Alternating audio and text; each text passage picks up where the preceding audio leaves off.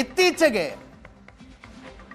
RSSನ ಸರಸಂಘ ಚಾಲಕರಾದ ಮೋಹನ್ ಭಾಗವತರ ಒಂದು ಭಾಷಣದಲ್ಲಿನ ವಿಷಯ ದೇಶದ ತುಂಬ ಚರ್ಚೆ ಆಯಿತು. 75 ವರ್ಷಕ್ಕೆ ನಿವೃತ್ತಿ ಪಡೆದು ಮೇಲ್ಪಂಕ್ತಿ ಹಾಕಿದವರನ್ನ ಹೊಗಳಿ ಮಾತನಾಡಿದ್ದರು ಮೋಹನ್ ಭಾಗವತರು. ಮೋರೋಪಂತ ಪಿಂಗಳೆ,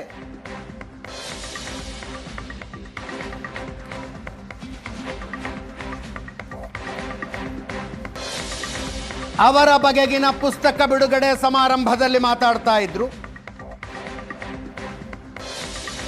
75ನೇ ಹುಟ್ಟು ಹಬ್ಬದ ಪ್ರಯುಕ್ತ ಅವರನ್ನು ಸನ್ಮಾನಿಸಿದಾಗ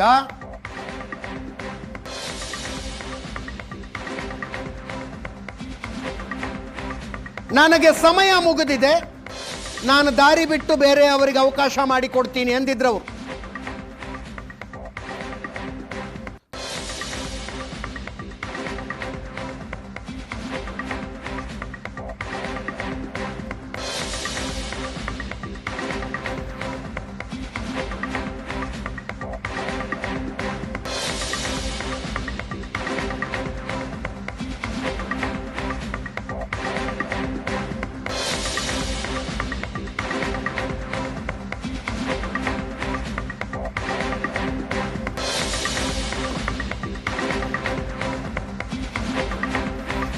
ನರೇಂದ್ರ ಮೋದಿ ಅವರಿಗೆ ಕೊಟ್ಟ ಸಂದೇಶ ಇದು ಅಂತ ಚರ್ಚೆಯಾಗ್ತಾ ಇತ್ತು.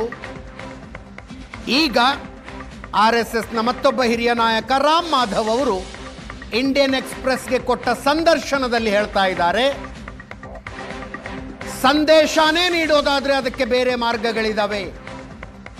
ಈ ರೀತಿ ವೇದಿಕೆಯ ಮೇಲೆ RSS ಸಂದೇಶ ಕೊಡೋದಿಲ್ಲ.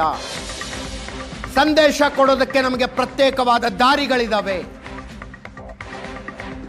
ಭಾಗವತರ ಹೇಳಿಕೆ ಮೋರೋಪಂತ ಪಿಂಗಳೆ ಅವರಿಗೆ ಸಂಬಂಧಿಸಿದ್ದಷ್ಟೇ, ಅದಕ್ಕೆ ಬೇರೆ ಅರ್ಥ ಕೊಡುವ ಅವಶ್ಯಕತೆ ಇಲ್ಲ ಅಂತ ಹೇಳಿದ್ರು.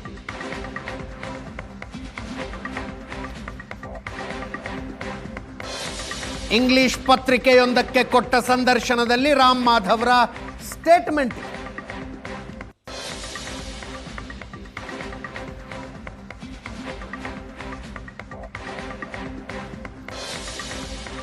ಮೋಹನ್ ಭಾಗವತರು ಅವತ್ತಿನ भाषणाದಲ್ಲಿ ಏನು ಹೇಳಿದ್ರು ಅನ್ನೋದನ್ನು ಕೇಳಿಸ್ಕೊ. 75 वर्ष त्यांची पूर्ण झाली.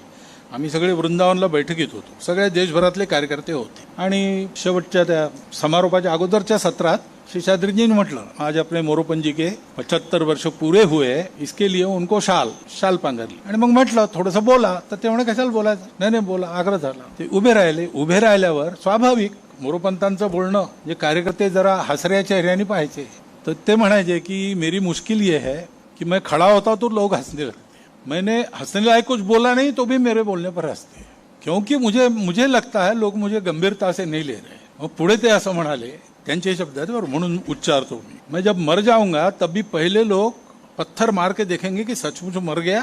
मग ते असं म्हणाले, 75 वर्ष का आपने किया, लेकिन मैं इसका अर्थ जानता हूँ.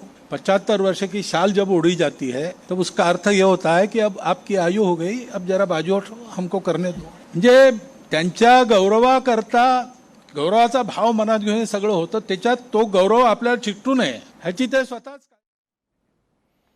ಮತ್ತೊಮ್ಮೆ ನನ್ನ ಕೊಲೀಗ್ ಪ್ರಶಾಂತ್ ನಾಥು ನೇರ ಸಂಪರ್ಕದಲ್ಲಿದ್ದಾರೆ. ಎಸ್ ಪ್ರಶಾಂತ್, ಎರಡು ಸ್ಟೇಟ್ಮೆಂಟ್ಗಳಿದಾವೆ. ಒಂದು, BJP ರಾಷ್ಟ್ರೀಯ ಅಧ್ಯಕ್ಷರ ಆಯ್ಕೆ ತಡ ಆಗೋದಕ್ಕೆ RSS ಕಾರಣ ಅಲ್ಲ ಅಂತ, ಪ್ಲಸ್ ನಮಗೆ ಬೇರೆ ಮಾರ್ಗದ ಮೂಲಕ ಸಂದೇಶ ಕೊಡೋದಕ್ಕೆ ಬರುತ್ತೆ, ವೇದಿಕೆ ಮೇಲಿಂದ ಕೊಡೋದಿಲ್ಲ ಅಂತಾರೆ. ರಾಮ್ ಮಾಧವ್ ಅವರ ಸ್ಟೇಟ್ಮೆಂಟ್ ಇದು. ಅದೇ ಹಿಂದೆ ಈ ರೀತಿ ಸರಸಂಘ ಚಾಲಕರು ಸ್ಟೇಟ್ಮೆಂಟ್ಸ್ಗಳನ್ನು ಕೊಟ್ಟಿದ್ದು ನನಗನ್ಸತ್ತು ಕುಪ್ಸಿ ಸುದರ್ಶನ್ ಅವರು. ಆಗ ಅಟಲ್ ಬಿಹಾರಿ ವಾಜಪೇಯಿ ಪ್ರಧಾನಮಂತ್ರಿ ಆಗಿದ್ರು. ಓಕೆ, ಅವರು Shekhar Gupta walk the talk ಇಂಟರ್ವ್ಯೂದಲ್ಲಿ ನೇರವಾಗಿ BJPಗೆ ಏನೇನು ಹೇಳಬೇಕು, ಏನೇನು ಬದಲಾವಣೆಗಳನ್ನು ಮಾಡಬೇಕು ಅದನ್ನೆಲ್ಲ ನೇರವಾಗಿ ಹೇಳಿದರು. ಮೋಹನ್ ಭಾಗವತ್ ಅವರು 2009-10ರಲ್ಲಿ ಓಕೆ, ಯಾವಾಗ ಅಡ್ವಾಣಿ ನೇತೃತ್ವದಲ್ಲಿ BJP ಚುನಾವಣೆ ಸೋಲ್ತು, ಏಕ್ದಮ್ ಅಂದರೆ ಹಟ್ಕೆ ಅನ್ನುವ ರೀತಿಯಲ್ಲಿ ನಿತಿನ್ ಗಡ್ಕರಿ ಮಹಾರಾಷ್ಟ್ರದ BJP ಅಧ್ಯಕ್ಷರಾಗಿದ್ದರು. ಅವರು ಅಂತಂದ್ರೆ ರಾಷ್ಟ್ರೀಯ BJP ಅಧ್ಯಕ್ಷರನ್ನಾಗಿ ಮಾಡಿಬಿಟ್ರು. ಯಸ್. ಅದಾದ ಮೇಲೆ 2013ರಲ್ಲಿ ಯಾವಾಗ ಅಡ್ವಾಣಿಯವರು ಮುನಿಸ್ಕೊಂಡ್ರೂ ಕೂಡ ಭಾಗವತರು ಹೇಳಿದರು, ಇಲ್ಲ ನರೇಂದ್ರ ಮೋದಿ ಅವರನ್ನು ಪ್ರಧಾನಮಂತ್ರಿ ಅಭ್ಯರ್ಥಿಯನ್ನಾಗಿ ಘೋಷಿಸಬೇಕು ಅಂತ. ಅಡ್ವಾಣಿಯವರು ಮುನಿಸ್ಕೊಂಡು ಮನೇಲಿ ಕುಳಿತರು ಕೂಡ RSS ಒಂದು ತೀರ್ಮಾನವನ್ನು ತೆಗೆದುಕೊಂಡಿತ್ತು. ಅದನ್ನು ರಾಜನಾಥ್ ಸಿಂಗ್ರಿಗೂ ಕೂಡ ಕನ್ವೆ ಮಾಡಲಾಗಿತ್ತು. ಅದೆಲ್ಲ ಆದಮೇಲೆ RSS ಒಂದು ಸ್ವಲ್ಪ ಮೌನದಲ್ಲಿತ್ತು. 24ರ ಚುನಾವಣೆಯಲ್ಲಿ RSS ತುಂಬ ಆ್ಯಕ್ಟಿವ್ ಇರಲಿಲ್ಲ ಅನ್ನೋದನ್ನು ನಾವು ಕೂಡ ಗ್ರೌಂಡಲ್ಲಿ ನೋಡಿದ್ವಿ. ಅದಾದ ಮೇಲೆ RSS ಎರಡು ವಿಷಯಗಳಲ್ಲಿ, ಈಗ 75ರ ವಿಷಯ ಮೊರೋಪಂತ್ ಪಿಂಗ್ಳೆ ನೋಡಿ, ಸರಸಂಘ ಚಾಲಕರಿಗೆ ಗೊತ್ತಿಲ್ಲದ ವಿಷಯ ಏನಲ್ಲ.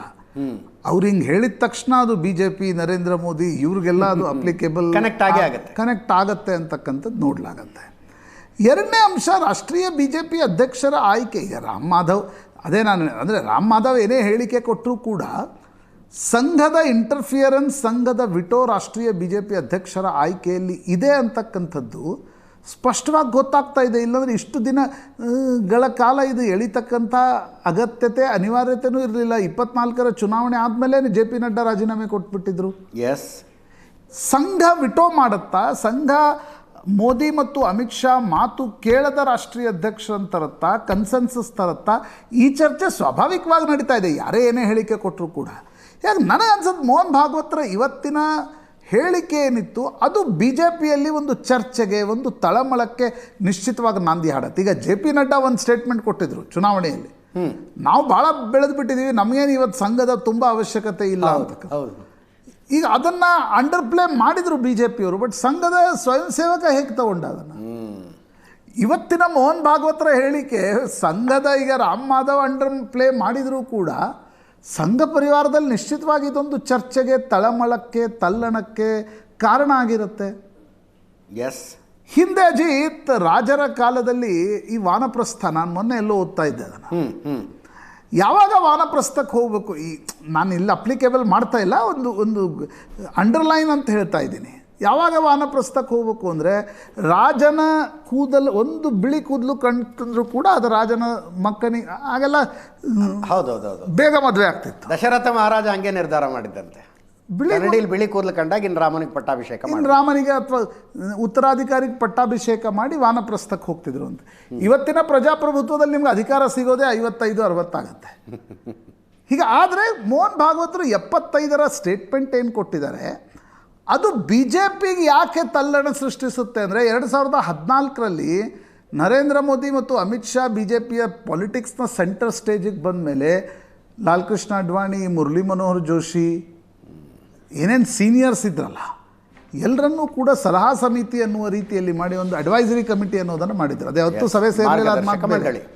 ಹೀಗಾಗಿ ನಿಶ್ಚಿತವಾಗಿ 75, ಈಗ ಸೆಪ್ಟೆಂಬರ್ 17ಕ್ಕೆ ಪ್ರೈಮ್ ಮಿನಿಸ್ಟರ್ ಮೋದಿಯವ್ರಿಗೆ 75 ಆಗತ್ತೆ.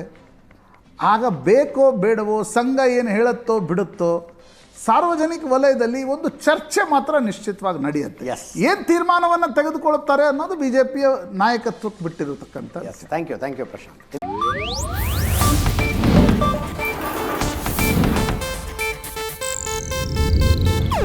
ಇದು ಏಷ್ಯಾನೆಟ್ ನ್ಯೂಸ್ ನೆಟ್ವರ್ಕ್ ಪ್ರಸ್ತುತಿ.